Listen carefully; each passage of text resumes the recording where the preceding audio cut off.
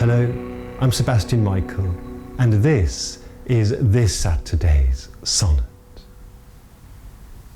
Alas, 'tis true, I have gone here and there, and made myself a motley to the view, gored mine own thoughts, sold cheap what is most dear, made old offences of affections new.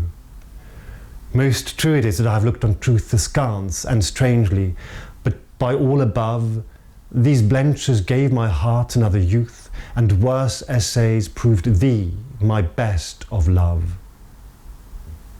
Now all is done. Have what shall have no end. Mine appetite I never more will grind on you a proof to try an older friend, a god in love, to whom I am confined. Then give me welcome, next my hand the best, into thy pure and most loving breast. This is the almost confessional sonnet 110. And you may remember that in the last episode, I pointed out that these two sonnets, last week's and this week's, both come from the same batch. This is almost irrelevant if you watch this out of sequence, but in any case, this is the other sonnet I wanted to do from last week's batch. What is important, however, is that this is not a sonnet that comes on its own. It comes as a pair with sonnet 109. It follows on directly from 109. I'm not going to give you 109 here, nor am I going to discuss it in any great detail.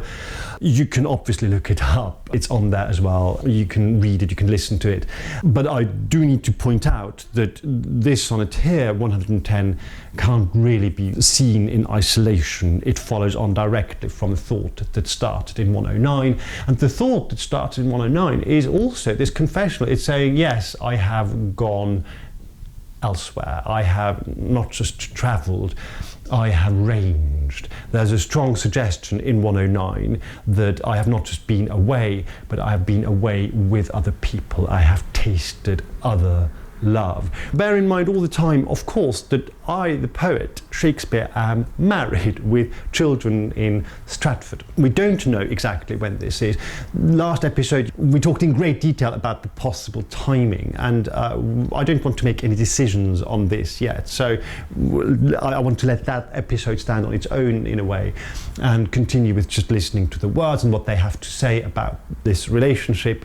And what these words certainly say, no matter when exactly this is, and we can accept, because it is in the words, that at least 3 years, possibly a little bit more than 3 years, have passed now since I first met you, the young man. Our relationship is at least 3 years old. Maybe it's a little bit older than that by now. But 104, we know I said explicitly that 3 winters and 3 springs and 3 summers and 3 autumns have passed.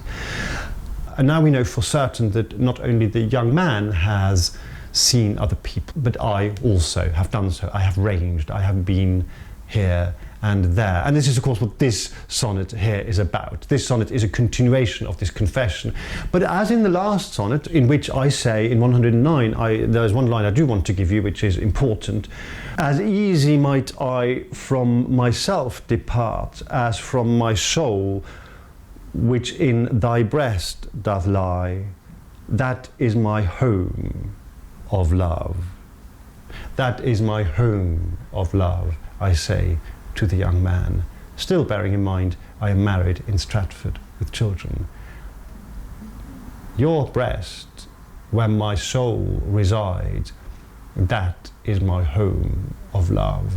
It's a big statement to make, and it's a big statement to make immediately after saying, yes, I have been about. But I'm saying, you will hear people say this, of course, in relationships that are kind of complicated and that are kind of postmodern, which is one thing that I've been saying also, that this relationship feels like a very postmodern, a very contemporary relationship, the kind of relationship that is just complicated, where you have 2 people who clearly have something special, for want of a better word. It's a bit of a banal term to use, but who clearly have an extraordinary relationship going on for several years now, who have been through this extraordinary waveform.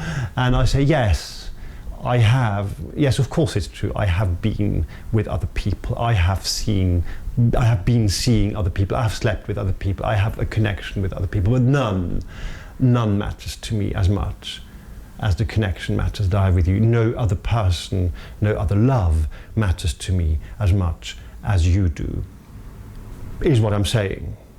And now in 110, I continue this sentiment and this statement and this confession on the one hand, but also this reassurance or this affirmation.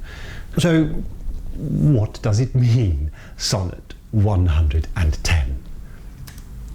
Alas, 'tis true, I have gone here and there and made myself a motley to the view. Yes, alas is of course an expression of sorrow, of regret. Alas, it is true that I have gone here and there, not just one other person, I've gone here and there, I have ranged, I have roamed, I've been a rover, made myself a motley to the view. A motley is a fool. The motley attire is worn by the fool, by the court jester, by the funny character in the play. The noble characters wear noble attire, costumes, and the fool wears a motley attire. And I made myself a fool to the view of people of the world. Gawd mine own thoughts, sold cheap what is most dear. Gawd mine own thoughts. Gawd is something you do with a dagger. You gore somebody's eyes out. You gauge or you gore somebody's eyes. You create a gore by disemboweling somebody. I've gored mine own thoughts. I've besmirched. I've sullied myself, my thoughts, the purity of my thoughts, my mind. I have gored it. Sold cheap what is most dear. Love, surely love is most dear. My heart, my affections. I'll mention my affections in a moment. I've sold it cheaply. This thing that should be most precious, this affection that I can give, this love I can give, this love that I have to give, or the pretense of love maybe, I've sold it cheaply. I mean very clearly that I've been sexually involved, physically involved with other people in a cheap way, in a meaningless way. Made old offences of affections new. Well, the oldest offence in the world, of course, is the original sin. The oldest offence, and so this can only be a reference to sexual encounters. This can only be a reference to sexual infidelity. I have made old offences. I have had sex with, I've slept with, I've been physical with other people. And these other people are affections new, are new lovers, new people. And it's interesting that I name them, I call them affections new. I don't call them men or women, or I don't call them lovers. I don't call them anything, I call them affections new. It's very human, it's very honest, and brutally honest, really, very human. That I'm an actor, I'm a writer, I'm a travelling artist. I travel around, I meet people, I have affections for them, probably very possibly get drunk with them, who knows? It's all true. Made all offences of affection. Most true it is that I have looked on truth askance and strangely. Most true it is, I now speak the truth, that I have looked on truth itself askance and strangely, meaning from a strange angle, from an acute angle, from a distance. And strangely, as if it were a stranger, I have looked on truth and not treated truth as my dear honourable friend. I've looked at truth like a stranger, as somebody who I don't trust quite, as somebody who I have a distance from. Meaning, of course, that I have been economical with the truth. I have maybe not spoken, to have lied. I have not been truthful. But by all above, but by doing all these things, in doing all these things, or while still doing all these things, These blenches are swervings aside from the straight and narrow path, if you like. They're side glances, they are side steps, they are detours from the straight and narrow. These blenches, swervings, gave my heart another youth. They rejuvenated me. They made me young and, in a way, fresh again. And worse essays proved my best of love. The essays here are examples or trials or people I've tried, if you like, almost experiments in love, in sexual encounters. These essays, these samples that are worse, they proved you, my best of love. You are the best of them all. You are the one. And I think we don't necessarily need to purely look at this in physical terms. My best of love, that sounds to us a bit like the best lover in terms of sexually, but I think this also may, at the same time, in the context of everything else I'm saying, also mean the best love, the most important one, because of what comes next. Now all is done. Have what shall have no end. Mine appetite I nevermore will grind on newer proof to try an older friend. You are the older friend now, interestingly, even though he's still the young man, you are the older friend. And I will not go out anymore now and grind my appetite on these newer people, on these younger, maybe even people, on newer proof to try to test my love for you. In other words, this is now done. This going about and testing whether you really are my best love, that's now complete, and I can say with some certainty that you are my best of love. Now all is done. No more on newer proof to try an older friend, a god in love, to whom I am confined. That doesn't need any explaining, and it could not be put in a more emphatic, and I think also I get the impression here, sincere way. I don't think this is pure flattery anymore. I think I've flattered before, and I've even called what I've been doing flattery. But here, this to me sounds very direct and very, very straight from the heart. Now all is done. Have what shall have no end. Mine appetite I nevermore will grind on newer proof to try an older friend, a god in love, to whom I am confined. And the conclusion from this is, then, therefore, give me welcome next my hand the best, in to thy pure and most loving breast. Next to my heaven, next to my paradise, next to God, who will surely allow me up into his heaven when I die. Next to heaven, the best thing is you. So you, next my hand the best, give me welcome into thy pure and most loving breast. I absolutely love this sonnet because here we have absolutely both. We have the confession, me the poet admitting that yes, of course it's true, I've not been faithful to you. With all the protestations, with all the professing of my love to you, sonnet after sonnet after sonnet. Only a few exceptions, only a few of these sonnets are really about something else. Some are about the passing of time, some are about my aging, some are about my frustration with the situation in the world. But the majority of them, since we arrived at Shall I Compare Thee to a Summer's Day, the majority of the sonnets that I have written for you since the very first sequence, the procreation ones, have been a declaration of love. And with all this, over more than 3 years, of course it is true that I have gone here and there, but they don't compare to you. They fade away. They are worse essays. You are a god in love to whom I am confined.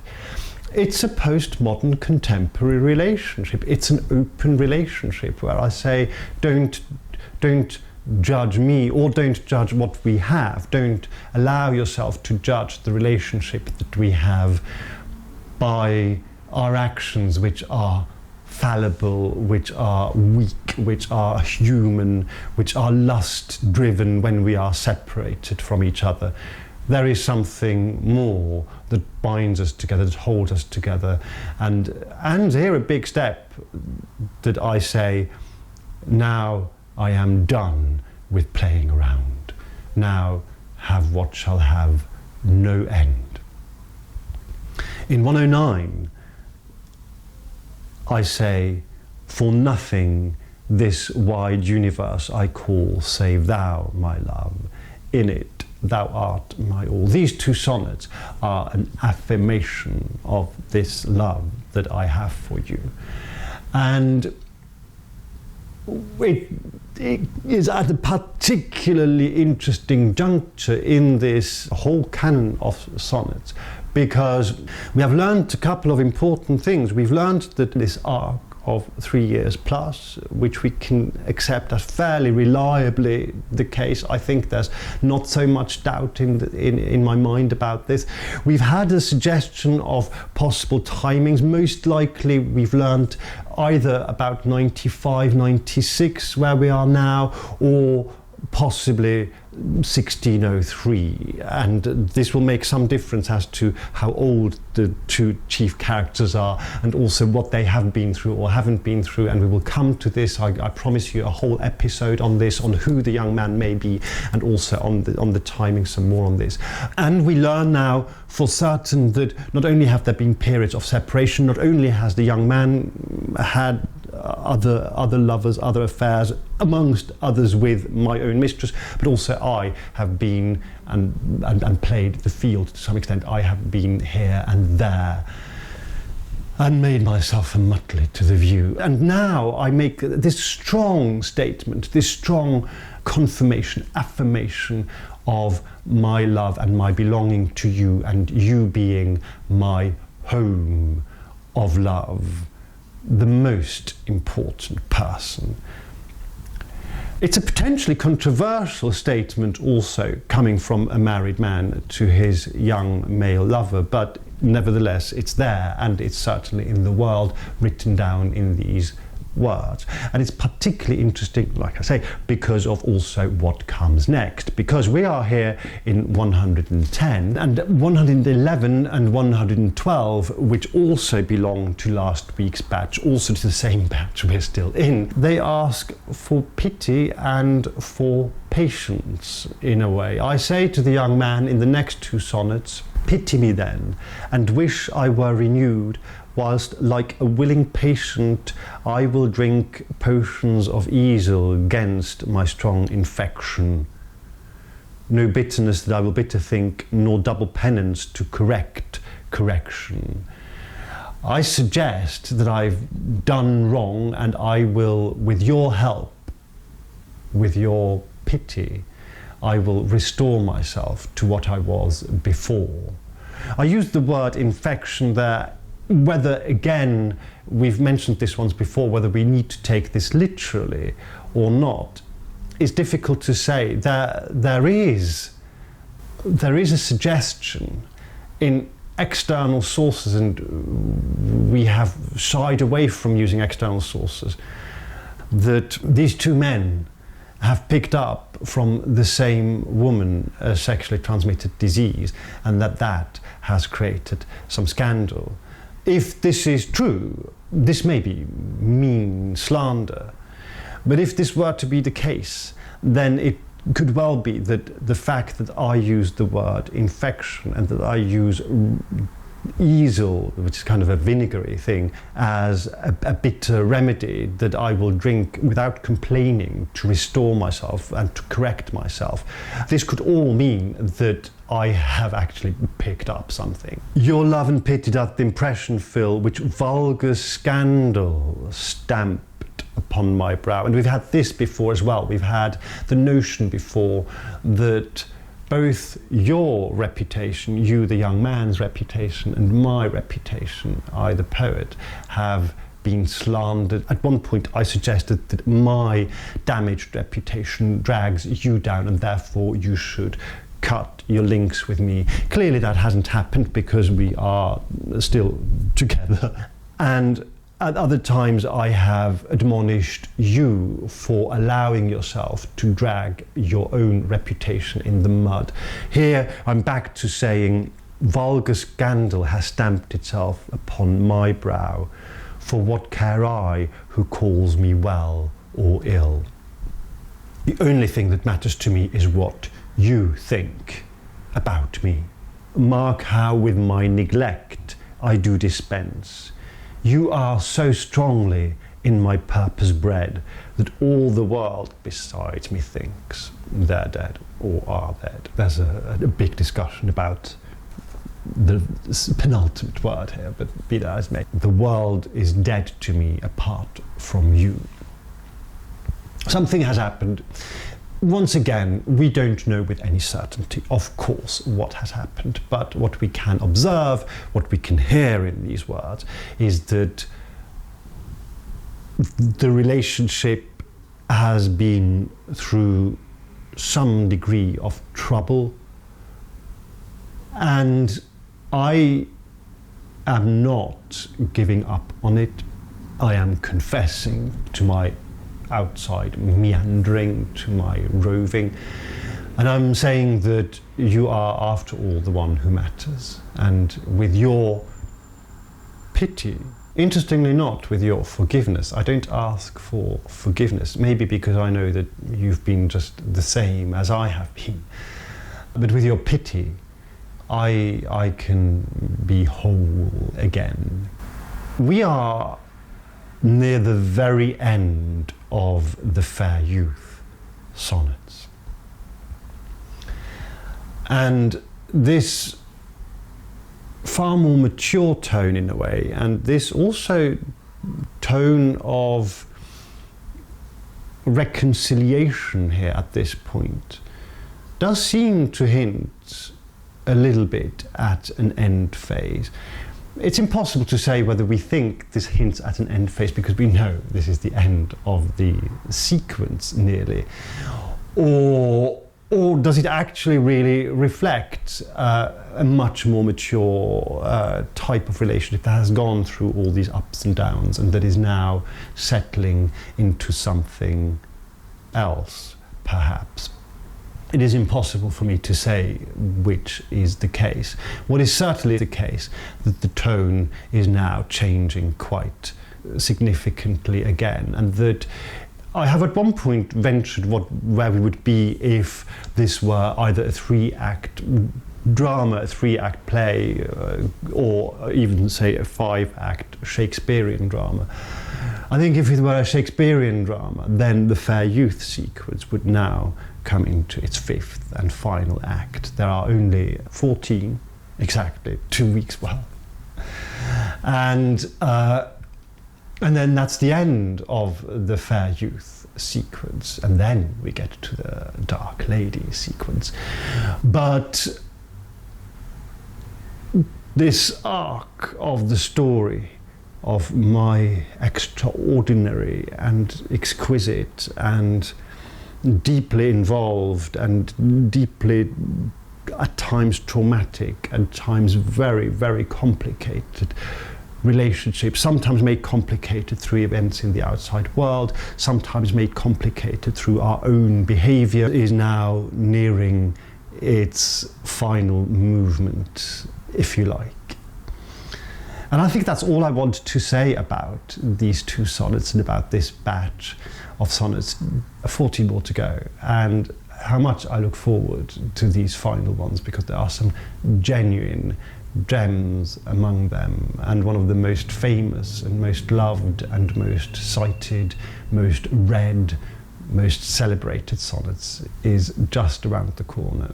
So remember, love is the power, and see you next week.